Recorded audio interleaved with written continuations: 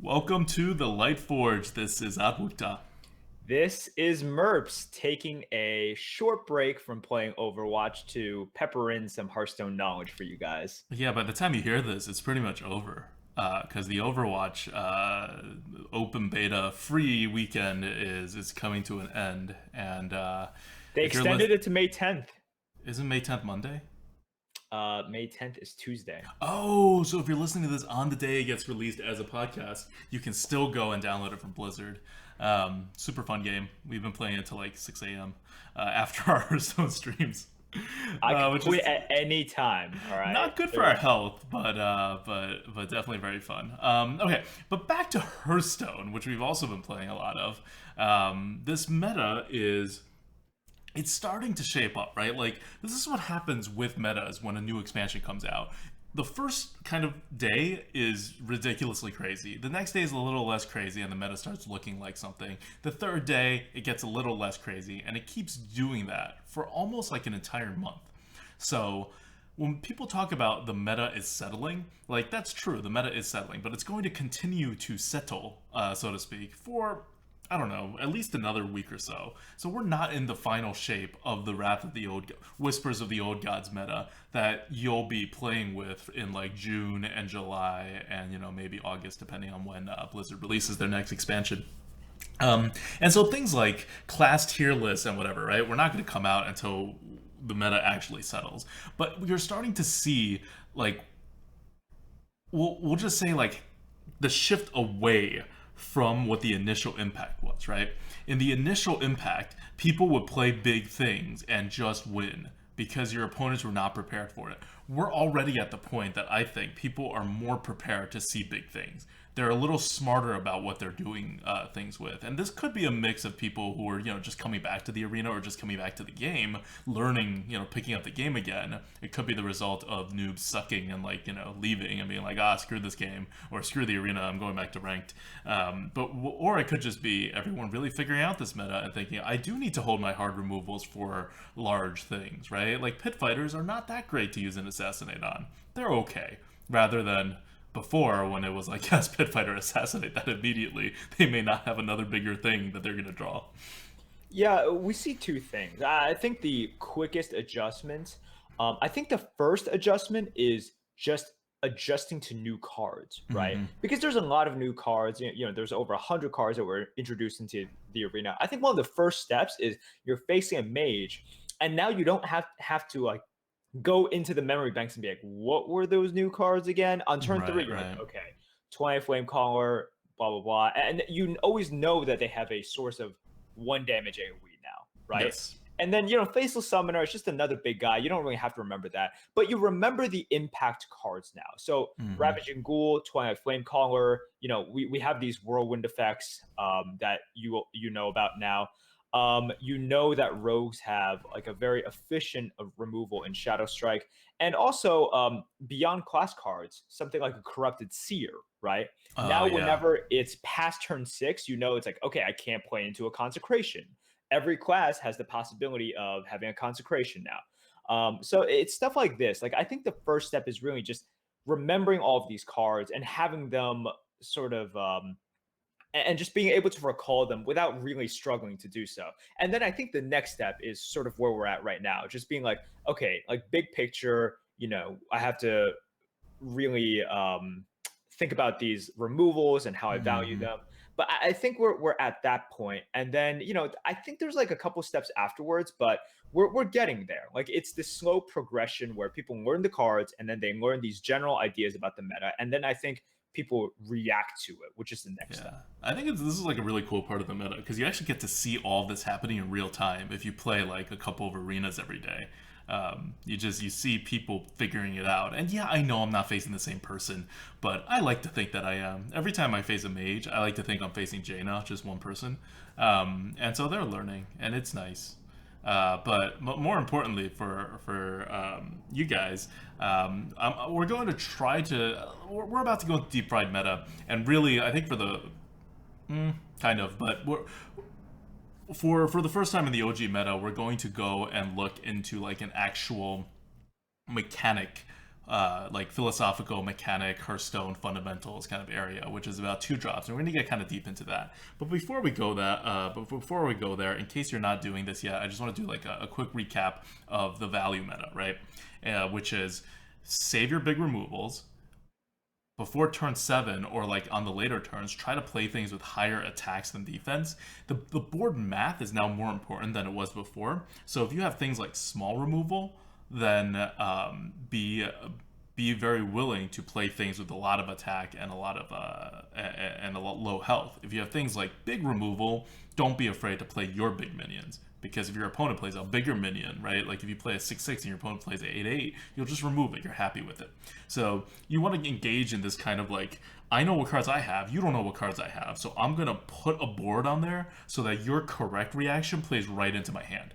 Like, you want to do a lot more of those things because you can, and you couldn't as much before. That was always something that good players did, but now you just get so many opportunities to do it, right? Whenever you're deciding, like, which minion do I play? A very easy and straightforward rule of thumb is, if you have small removals in your hand, play your big stuff. If you have big removals in your hand, play your small stuff. So that's a tip that I just want to throw out there, and we're gonna move on to the more philosophical part of this discussion now, which is deep fried meta, where we deep fry the meta. And the first thing we're going to talk about in deep fried meta is the role of 2-drops. This is something that we're currently kind of struggling with, right? Where we've all had decks now. Well, I've had decks now that have gone 12 wins in OG meta pretty consistently, and it just didn't curve out. And it wasn't like I was unlucky and it didn't curve out. It just wasn't drafted in a way where it would normally curve out, right? You would have, like, instead of even 5 2-drops, you'd end up with 4. And you would not curve out in like 6 games. And you'd win 4 or 5 of those, right? And that didn't really happen before. Before, you would lose a huge percentage of those. So I think we're kind of in a new and looser meta when it comes to the curve. What do you think? I definitely think so. You see it on both sides, right? Like, you can miss your 2-drop and still win. The other side can miss their 2-drop and still win.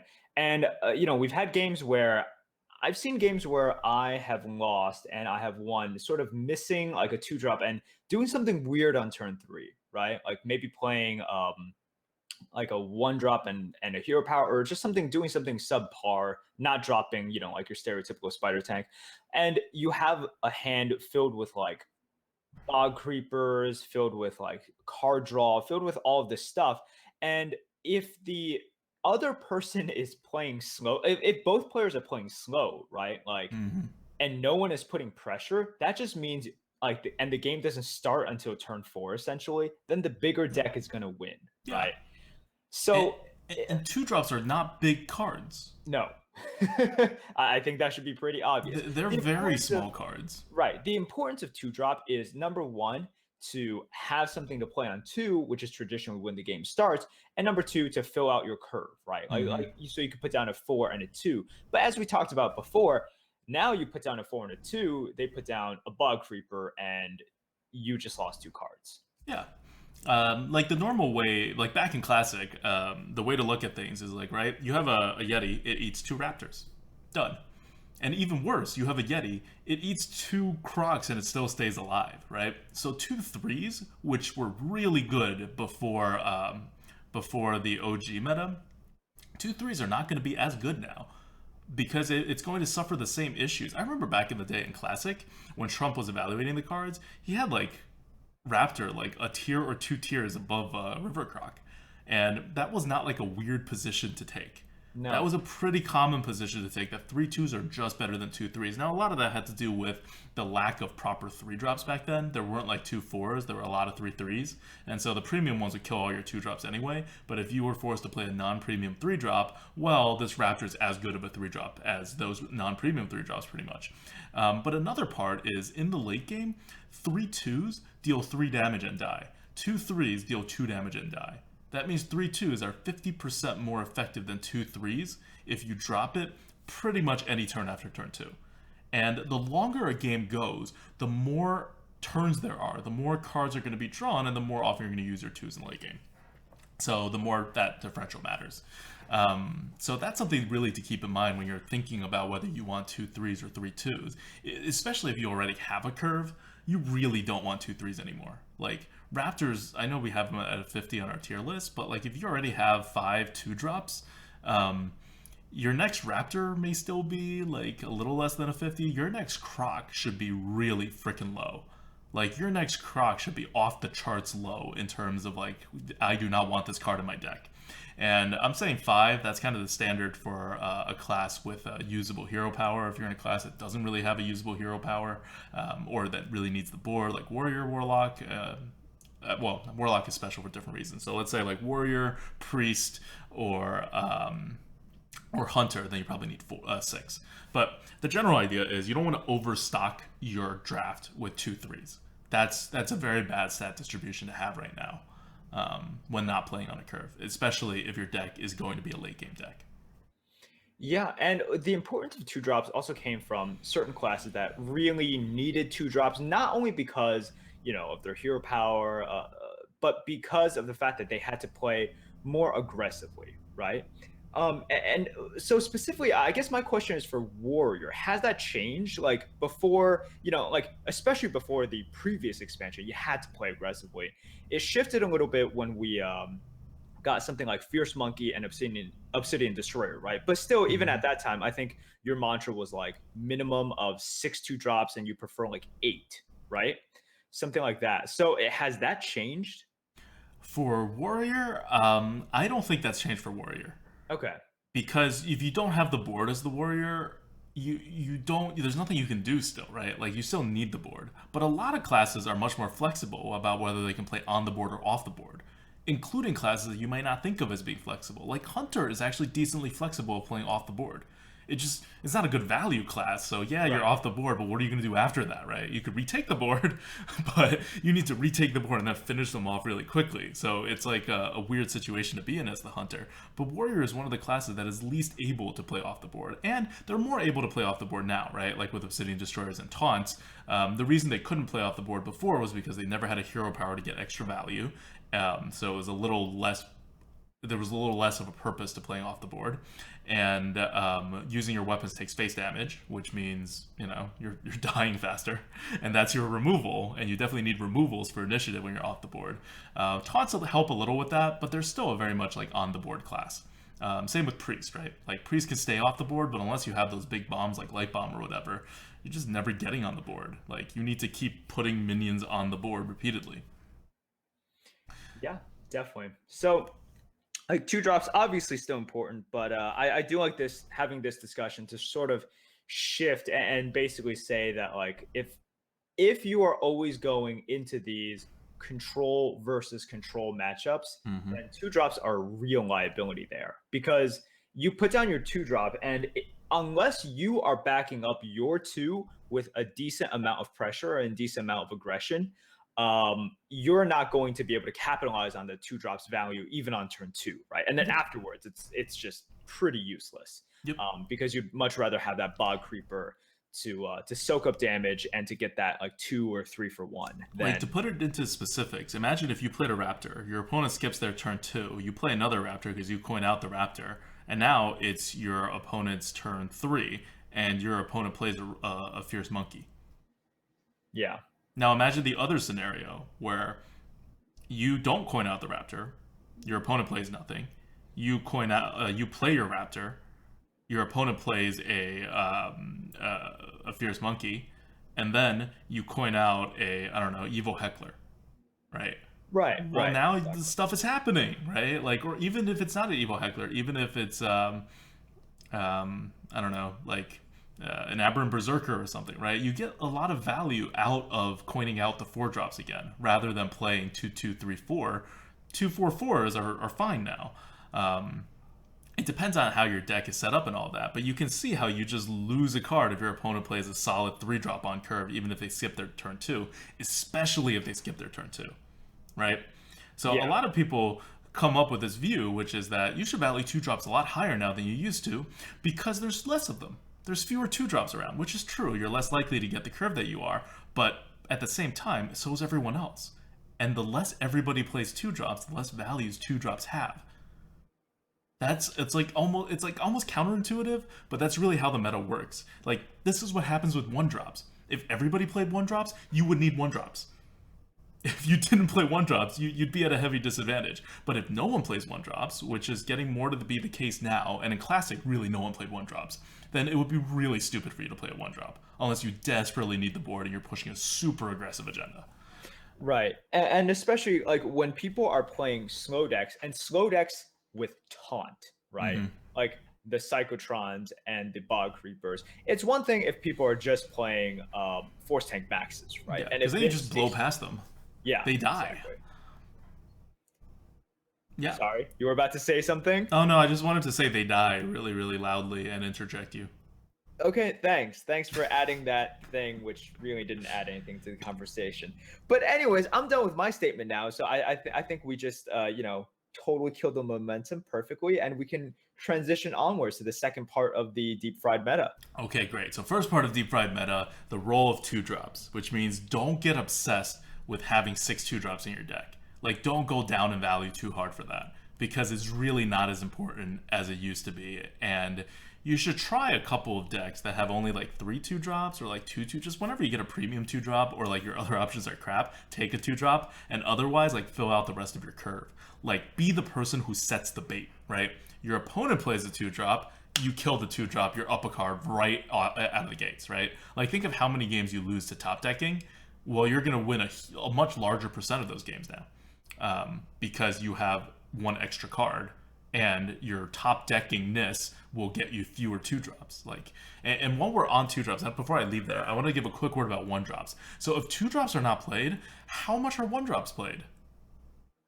Very low. Like, very, very low, right? I was on Shady Bunny stream yesterday, and he's like, if not the top, definitely one of the top hunter players historically, always in the arena.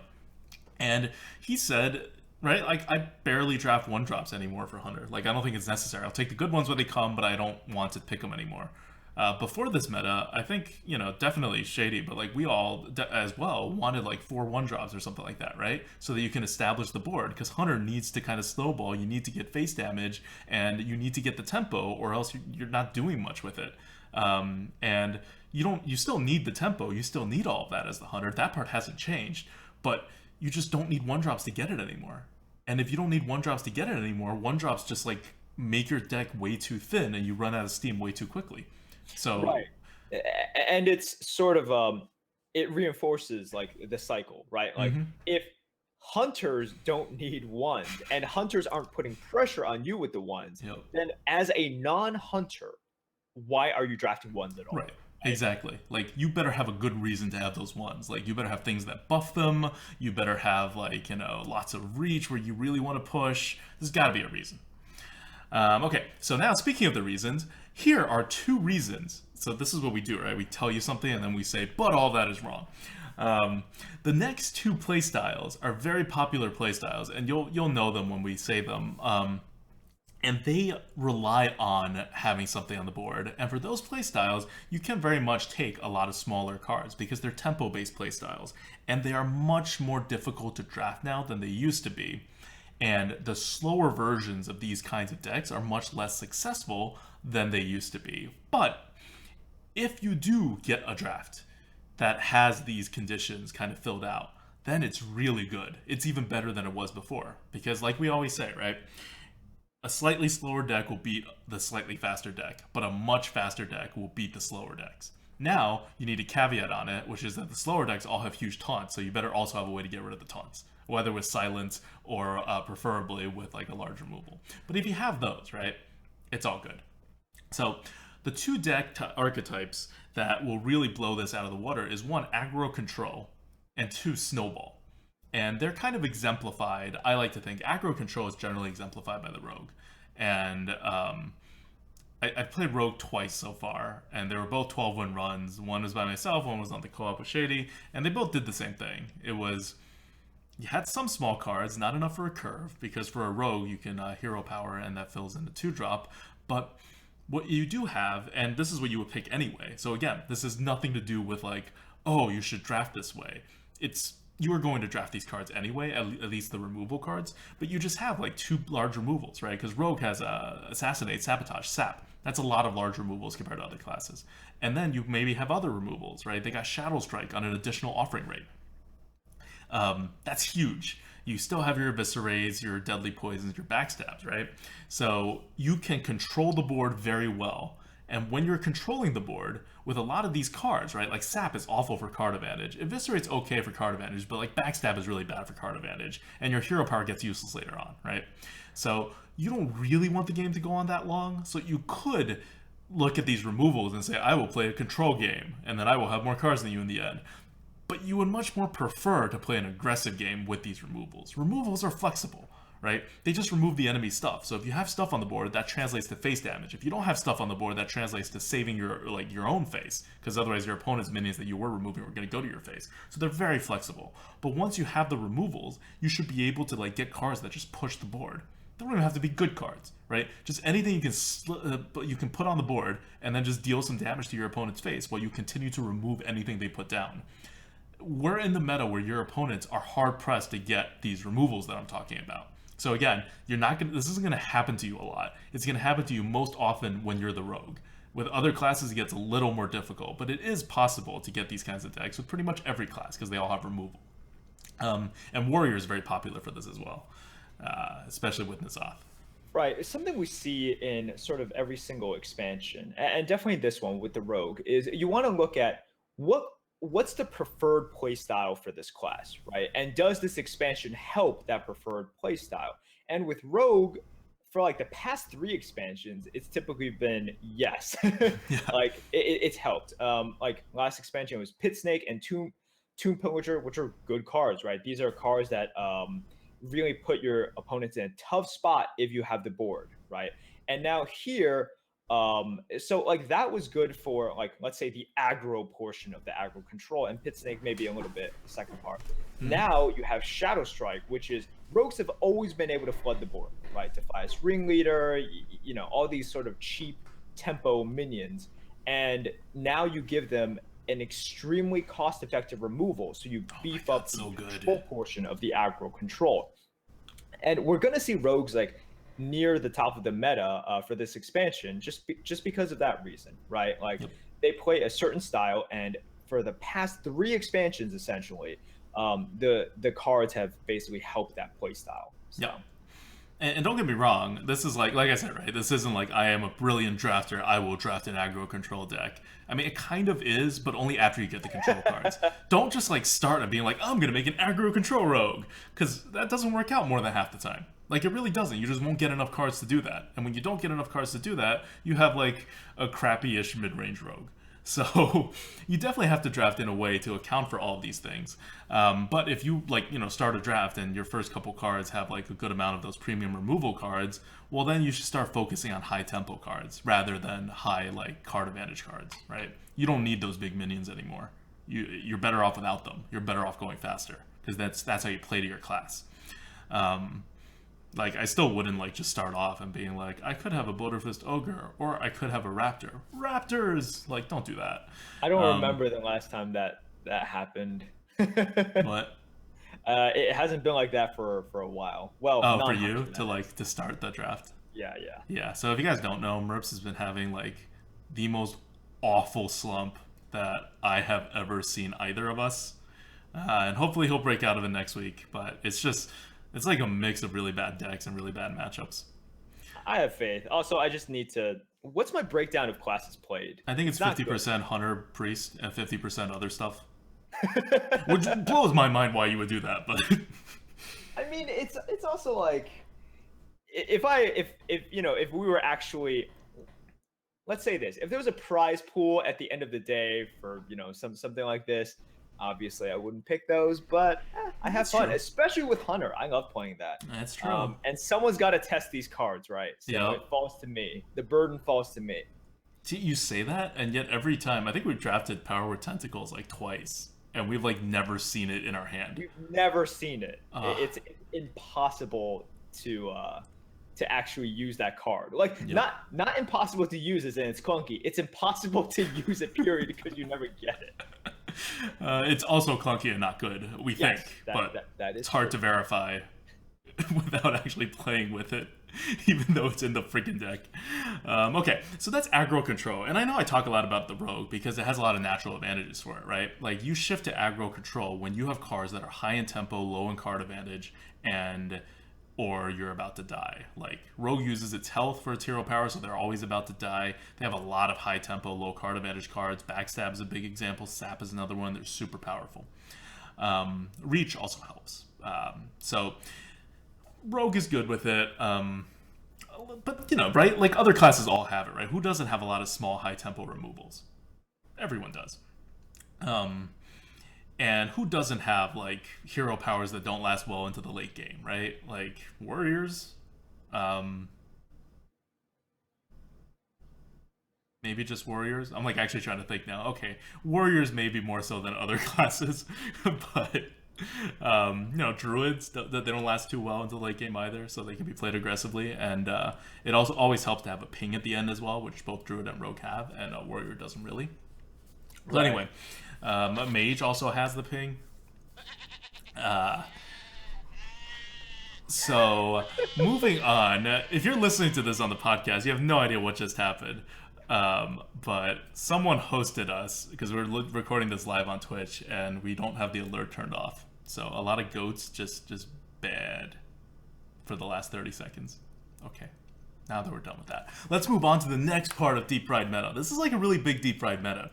I know last week we just went like super broad. Like, if you have not stepped into the arena yet and you want to, here's what you're going to see. Now we're dealing with like this is how you should draft your deck. This is how you should play. This is how you should do this. So besides the whole general 2-drop philosophy, which is why you can't.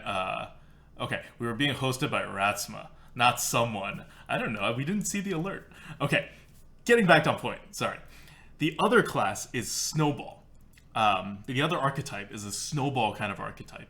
And this has always been an archetype that's existed, that sometimes is difficult to really put into algorithm form, but it follows a very simple philosophy, which is you flood the board in the beginning, which again, that requires actually a lot of 2-drops, right? Whereas in aggro control, you don't really need a lot of 2-drops. You kind of just need like stuff to play.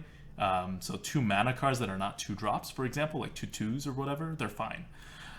For snowball cards, they actually have to be drops because they have to hold the board for you. And when you hold the board, you never let go of the board. So the first thing that you're thinking about is Paladin. Yes, Paladin is a big snowball class. The next class you're probably thinking about is Warlock. Warlock is a good snowball class. And snowball classes usually have either some 1-drops or they definitely have very solid 2-drops, and a lot of them, to make sure that they get them. Because if a snowball class, the win condition is that you're always buffing your minions. You're always making additional use out of your board and you're getting value out of it. You're always playing like engines that stay on the board and don't get removed because you control what your opponents can remove except for their removals. This kind of archetype, again, is really hard to make now because there's very few drops. But if you can make this type of archetype, it is insanely powerful. Why? Because your opponent's removals are all diluted. They're all diluted. No one removes things anymore. So once you have the board, they can put up a taunt all they want, right? It's not going to get rid of your Manatite Totem. It's not going to get rid of your Flame Tongue Totem. It's not going to get rid of your Demolisher.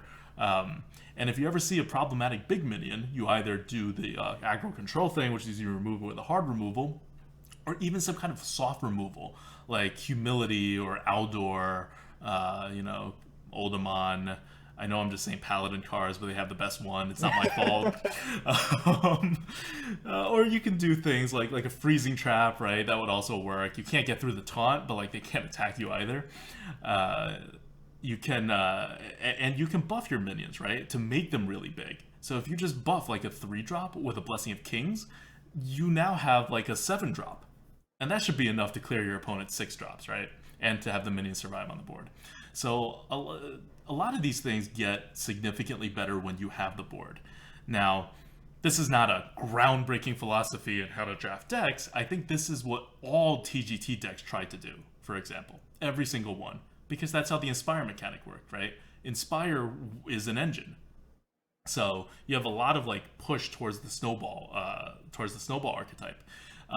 But in this case, the snowball archetype is now really hard to make. So it's not one of those things that you just like, I'm gonna make a snowball deck. It's like aggro control, right? You can play paladin and you can be like, I want to make a snowball deck, but I will draft normally.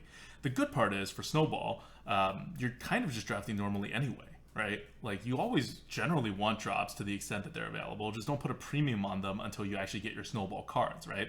In the same way, aggro control, don't put a lot of stock on the high tempo cards until you get your removals. For snowballs, until you get your buffs and your engines, don't put that much extra stock on your curve cards. But once you do have your buffs and your engines, then yeah, like draft those raptors really high, right? You want those 8/2 drops. Why? Because you're snowballing. You're going to get your card advantage and your tempo from that Demolisher, from that Manitai Totem, from that Murloc Knight, right? You're not going to be trying to get it from your large cards necessarily. And so where aggro control needs to be aggro, snowball can be very much a card advantage game as well. If you have the chance, obviously hit their face. If you snowball enough, you will hit their face. But otherwise, you just keep making your good trades on the board, and you get your card advantage in a different way. Right. I think something important to point out is the two archetypes that we're talking about right now, aggro control and snowball, these should not be default archetypes. Like these are sort of draft dependent, right? Like you need certain, like when you look at ADWCTA mentioning these cards, you really need these cards to complete this sort of archetype. I think the default archetype right now is sort of like this slow control, like, you know, you can call it late game, whatever term you want to use. It really is just drafting, you know, a good number of big drops, making sure you don't die in the beginning, and then trying to win off of your bog creepers, off of your cyclotrons, and off of these new cards that provide a lot of value, right? Mm-hmm. Yep. And like I said, these are strategies to break the meta, basically, right? Like, they're strategies that get extra effective because of what the meta is. They were always effective, but they are effective, and they are so effective for the reason, and it's a very simple reason, is that you can't draft a lot of them, right? You can go, like, 5 decks and only see one of these types. And that's why the meta is not adjusting to these particular archetypes. It's because they're not in the lead. Your normal decks are going to be the value decks. So it's one of those, don't like plan your deck around trying to be able to face down aggro control or snowball decks, but if you can draft it, definitely do it. Like, it is the more powerful deck than a value deck. So don't sit there and be like, I need to draft value when you're getting a lot of aggro control cards or you're getting a lot of snowball cards. No, those are better. You're getting lucky because you're getting these aggro control cards. You're getting lucky because you're getting these snowball cards. Don't throw your luck away and build a stupid mid-range deck that you can build with any other like series of cards as well. Try to go into this archetype if you're getting those cards. Just don't like count on getting those cards. Yep. So there you go, guys. Tips on how to break the meta from ADWCTA, and I hope you guys realize that I had a small part to do with this, but hopefully that won't deter you from following this advice. So, all right. It. Well, yeah, let's go on to a question from the GOAT. Question from the GOAT. So you wanted something different, but I think we have to continue what we started a few weeks ago. Okay. I think we have to. All right. First of all, before we say this. Okay. This actually kind of makes sense because we started this talking about Overwatch. Yes, definitely.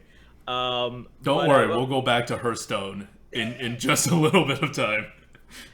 Before I ask this, I will say that if any of you listeners out there have questions from the GOAT, where we basically ask questions that deviate a little bit away from the try-hard arena that we provide, you feel free to tweet it at us at Merps4248 or at They're just silly questions to break up the middle of this podcast, so it's not just like, because I can drone on about the arena for like 5 hours on any given day. You really can. If you watch his 13-part series, you know he can. And that was me like really trying to squeeze it down too, right? I know. Like it would have been like literally a 13-hour series if I just like talked the speed that I wanted to. But if it's Hearthstone related, right, with like Hearthstone cards or like arena or whatever, it's even better. But it could also just be totally random. Like Merps' question here. A few weeks ago, we talked about try-harding games other than Hearthstone, right? And it gives you a perspective into the previous life of ADWCTA Merps. And we talked about Diablo. I think that's what we Diablo. I talked about Civ. I think I talked may have about. covered StarCraft. I'm not sure. No. And now I think this week we have to talk about the highlight, the pinnacle of our gaming career, freestyle street basketball. Adwick, so why don't you tell them a little bit about exactly what freestyle street basketball is? All right. So I haven't checked the site in a while, but maybe it's still available. It's right now. If it's available, it's Freestyle Street Basketball 2, which is like so much less good than Freestyle Basketball 1, which is what we played. You like control this like 2D sprite on a basketball court, and you have like different classes, but you have like very little customization options. You don't actually get to grow your stats or anything. You just have like you're a power forward or a small forward or a shooting guard or a point guard, and you play on like 3v3 with a team. And it was actually like very well made strategically, so that like the whole game was, you can't determine whether you make a shot or not. I think that was one of the most brilliant aspects of the game. What determines whether you make a shot or not is a mix of how much defensive pressure is on you, and of course, if you get blocked, you don't make the shot. And like whether you're shooting it like off of a pass or like what rhythm you have. Like it's a really weird way to think about the game, but like holding the button down and releasing at the right time is not at all a part of shooting. So the game becomes a lot of like mind games and faking your opponents out and like positioning, and it's a real time game. It's not like turn based, obviously. So. Okay, it's a Korean game too, so there were a lot of Koreans on this server. And they were like the best by far, followed by the Chinese. And then we tried to like compete on their level, and I think by the end we were definitely like on their level, right? We were definitely on their hours. level. It took a lot of playing. So the team was myself, ADWCTA, and our friend Larry. We played for years in this game. Yes. We won a tournament. That was amazing. We won a tournament as so the positions that we played were center, forward, which makes no sense if you know basketball at all. But typically, our main characters were I played point guard, you played power forward or small forward, and Larry played center, right? And that was us try-harding another game for many years.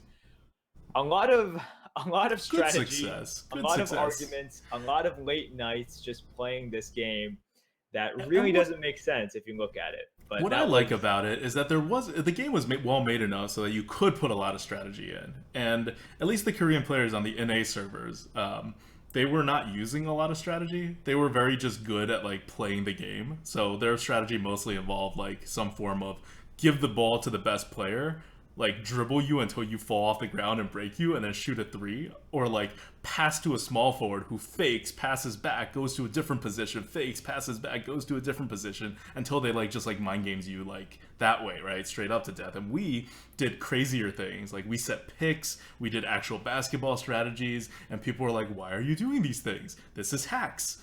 And we made up for our lower skill level with strategy, which is what I like to do. There you go. You can't necessarily compete with everyone on a, coordination, like hand-eye coordination or quick reaction basis. And that's another slice of our previous try-hard life. Next week, we'll talk about Overwatch and how we have been try-harding it.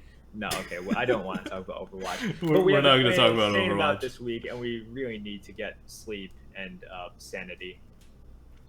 All right, okay, that's Question from the Go. Question from the Go is brought to you by our patrons. I don't have a list of this month's patrons yet. We'll do that next week. But our patrons are the people who support us and make everything possible, along with our Twitch subs. And you can contribute to Patreon if you would like at patreon.com/grinandgoat. Thank you, everyone who has fed the goat. Let's move on. Card Good Bad. Back to Hearthstone, which is what this podcast is about. Card Good Bad this week is Darkshire Councilman. So we did a tier list update. Middle of last week, I want to say, and it really didn't move a lot of things. A lot of places, I think we moved like 12 cards or something, and most of them were by like 2 or 4 points. Cyclopean Horror got moved up to where it should always have been. Merps, cough cough, which is like where Ascension is. It's not like it's a terribly great card, but it was better than where I think Merps was very much in the old meta in terms of what you should expect to happen. But now that everybody's everywhere on the board, the Cyclopean Horror just like comes out for like 3/6 so often. But the big thing that we changed was Darkshire Councilman, which we started off at a 62, I think. I don't remember the exact score. It's a 60 or a 62, and then we ended up moving it 10 points higher. All right, so first of all, I'll say I was wrong. Okay, I was wrong about this card, and part of it is also just because like it's hard to see sort of how the board interacts, right? And with this card, it's just I also didn't think about the increased offering rate of Possessed Villager, right? Possessed Villager is amazing with this, and I've had games where people drop this card and they drop like double Possessed Villager either on that turn, and then on the next turn they like flood once again, and they're basically playing Arena Zoo, and Zoo is amazing in Arena, and this card is just bonkers. Like when it comes back to them before they attack, it's very possible for them to get a 5/5. Yeah, so Arena Councilman is a 3-mana, 1/5 common warlock card that reads every time you summon a minion, gain +1 attack. And so with the synergy with the Possessed Villager is that the villager dies and summons the demon. And so you get 2 bonuses. You get 1 for summoning the villager, and you get 1 for summoning the demon. And so within 2 turns, that 1 card brings this to a 3/5, not counting the other minions you're going to play. And if you have minions that summon 2 minions, or anything with the Death Rattle that summons a minion, you all get buffs. Like, it's just, it goes crazy. And I was, for the record, higher than Merps on this, but I was also low on this compared to where it actually was. And we may move it up still. Like, this is not necessarily the end of us moving this up. We've just come to the conclusion that it is at least that good. It definitely deserves to be that high. And the fact that it has 5 health makes it really sturdy, right? Makes it incredibly sturdy, and it's not a big... Like, the best cards are those cards in which it doesn't require a huge commitment, but it's still sturdy and able to grow, right? The problem with something like Questing Adventurer or Flesh Eating Ghoul is it's always a little bit too small when it first comes out. This is super sturdy once it comes out with no further commitment required, which makes it really good. And it's buffing condition, while like obviously the Questing Adventurer, you know, +1/+1 is better than just 1 attack. You prefer the and it the buffs safety on spells too. You prefer kind of like the safety of the Darkshire Councilman and just how it interacts with Warlock as well. So really good card, and something that it just works really well in this meta, and something that I did not anticipate. Yep. So if you're going Warlock, make sure you prioritize this card really, really highly. Not only because new card hype, but also super good card hype. And so this is also one of the reasons why Warlock is probably like... It's definitely doing a lot better in this meta than I thought it was going to. And this card is a big reason why, because of the offering rate. And you know how we were talking about, like, you don't want too many 2-drops? Well, this is not a 2-drop. It's not even a 3-drop. In the late game, it's like a 4-drop, right? Because you're a Warlock. You always have, like, random cards in your hand because you can hero power. So even in the late game, you can get this to, like, a 4/5 pretty easily. And all very good things. All very good things for Darkshire Councilman. And let's move on to our last topic then, which is Class Talk Shaman. We were going to do Rogue. I know if you guys were watching the last Arena Coup, it ended with us finding the Rogue, but then I used up the Rogue run. So we're doing Shaman, and we'll do Rogue the next time it pops up. And I think people want to see Shaman anyway, right? It is the new it class, right?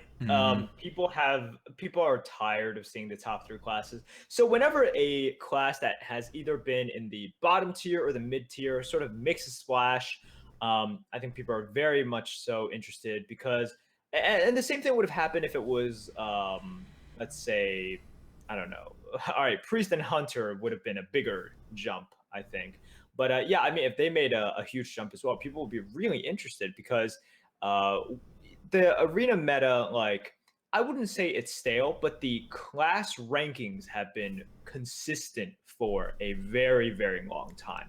So I think people are really excited. And also, not a lot of people saw it coming, because I think we've been beaten down by what's been going on, right? Like, you give them Fire Guard Destroyer, still not enough. You give him this, you give him that. Well, I wouldn't say not a lot of people saw it coming. I don't You, think. you mean before they released the cards? Because I Yeah, think yeah, yeah. everyone saw it Exactly. coming once they revealed the cards. Right. Sorry, I think a lot because if you remember many Light Forges ago, when and then before we saw all the cards, we were just like, what would it Oh take to yeah. get these classes? And I'm just like, it's gonna take quite a lot. It's gonna take more than just giving them a couple of good cards. Yeah, it has to be a combination of them getting really good cards and the meta favoring them, right? And both have Both happened. happened. Yep. Yep. I mean, in all honesty, I think the biggest candidate for becoming like an insanely good class out of like the bad classes was not the Shaman. I think Shaman was like the worst candidate. You just had to give like Hunter an insane tempo card in the early game, or Priest like 2 insane tempo cards in the early game, and then you have yourself a pretty good class. With Shaman, you saw what they did here. Like insane rares, right? Like down the list, Flame Wreath, Faceless for a common, like just oh my god, Storm Crack or whatever that card is, which is your a 4 damage removal that they didn't have before. It's very good. Removal that doesn't rely on RNG too. Yeah, and just getting a removal is very good, right? Like any class that gets a removal instantly gets so much better because of Oh, the offering definitely. rate. And you know how we were talking about with aggro control and snowball, like people are having trouble finding spot removals to get rid of stuff. And having this puts Shaman in a totally different category, right? Now Shaman has much less trouble getting rid of stuff, right? Rogue has much less trouble getting rid of stuff compared to all the other classes, and that's very important. In terms of the Shaman and why it's gotten so good, it's not just powerful classes, but in terms of the meta. When the meta slows down, we're talking about Snowball, right? What Snowball's harder than a Shaman? A Paladin. Paladins aside, taking that OP class aside, it's not really that OP of a class, but it does snowball better than a Shaman. Shaman snowballs super well. In some ways, in terms of just like getting stuff on the board, it snowballs even harder than a Paladin because totems can't be pinged down by 3 of the classes, right? But it once you get a lot of stuff on the board, and it already has a lot of synergies like Flame Tongue Totem, like what is it? That card, the 3/6/5 mana card, Thunderbluff Valiant. Thunderbluff Valiant, which also incentivizes you to have a larger board. Muklas is rated really highly because of the totems. You just have a lot of incentives to get a really wide board with a lot of little stuff as Shaman. And so you also get a lot of I mean, you don't get that many tools to actually make it happen, but if you can make it happen, it becomes amazing. And one of the things that a slow meta does is it makes this kind of playstyle, which the Shaman was aiming for anyway, like just that much more powerful, even if it's less consistent. And on the other side, it makes the slower meta, even for the value game, makes totems very good because totems taunt always almost, right? Like you want to clear the totems, but if you put down like a bog creeper, are you really going to kill a totem? It becomes a weird choice, right? It's not as good to deal with totems as if you drop like 2 smaller minions or 2 mid-sized minions. So the whole meta is shaping up to be very favorable to the Shaman, even not counting the high card values. Yeah, definitely. So we'll see how it goes, right? The meta is definitely not done yet. It hasn't like completely settled. Yeah, I think it'll be less value oriented when it's. I think it's been getting less and less value oriented in the last couple days. After it got more and more value oriented, as people figured out that's where the meta was going. Yeah, definitely. And people will figure out that window, right? Like they'll be able to walk that fine line between speed and value, and then they'll be able to hit that perfectly. And then once everyone sort of gets to that line, I think we'll sort of understand exactly where Shaman is. And because right now they're just feasting on this slow meta where they can like Yep. totem a lot, they can wait to get their value. You can get that evolve value, you can get that master of evolution value, that flame tongue value, and very little AoEs, very little sort of punishes for this style of play that really did not work at all throughout the past expansions, but is really thriving here. Yep. I mean, everything's looking up for the Shaman, and it used to be a top 3 class. I don't know if it's there Oh right my now. gosh. Yeah, That was ridiculous. Yeah. yeah, and it was a top 3 class because of Hex and Fire Elemental and nothing else. Um, but where are we getting back there? I don't know that we've quite reached there. Like the I class don't tier think so, list yeah. isn't really filled, but we're it's done a lot of work, right? We had Shaman as in the bottom tier. As one of Yeah. the worst 3 classes in the last meta. And if you look, the class most buffed by each meta, right, was last time it was the Warrior, this time it's the Shaman, and BRM it was the Warlock, definitely. Um, so a lot of the bad classes are getting some love here, and of course the Paladin gets buffed every single expansion. But I think what this means, if Blizzard's going down this path, is that in the next expansion, there's going to be some effort in the arena balancing to make it a good hunter or a good priest zone to get them into the mid range. It seems to me like they're taking it one class at a time. Like, make sure a priest doesn't fall off a cliff, make sure a hunter doesn't fall off a cliff, and let's bring the shaman up. Right? The warrior's already been up. Let's keep them there. Now, next time, let's rescue like either the hunter or the priest. So you've played a lot of hunter and priest. Which one do you think is the worst? Oh man, they are both so terrible. I'll say this right now, like priest, we've addressed the issues with it, right? Mm-hmm. It has no early game still. The expansion really didn't give it much in terms of helping it get on the board. Hunter, man, the problem with Hunter is that like you get your curve cards, and you can try to go face, but the amount of times I've been just completely wrecked by a cult apothecary, I cannot count. Because Yep. it's a card that people draft because it's a slower meta. And what's one of the ways that you lose, right? Like if Mm-hmm. if you're a mage, you have 2 bog creepers already, you have like 2 faceless summoners, you have a flame strike. How can you lose? You don't want to get rushed down, right? So you Yep. draft a cult apothecary. And I played Hunter in the way that you are used to playing Hunter, that a lot of times you have to play Hunter, which is just go out, go put all your chips in the middle of the table, all in, and then hope to just go faster than your opponent and hero power them down. And then you get them down to like 4 HP with like 1 or 2 cards left, Cult Apothecary, and then followed up, and then they barely hold on, and then they kill you, right? Yep.